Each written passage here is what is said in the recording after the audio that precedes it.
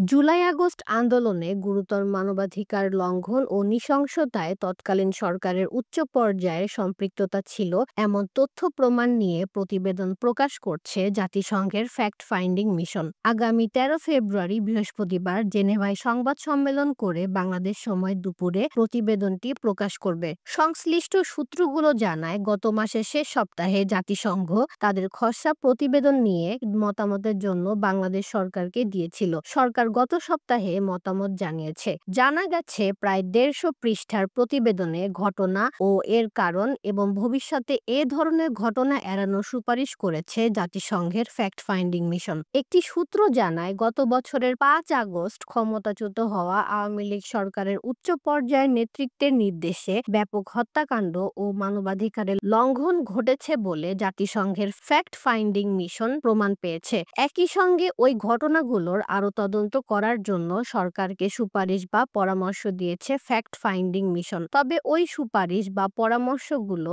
বাংলাদেশ মানতে বাধ্য নয়। অন্যদিকে এ ধরনের ফ্যাক্ট ফাইন্ডিং মিশনের তথ্য আদালতে যুক্তি হিসেবে তুলে ধরার নজির রয়েছে।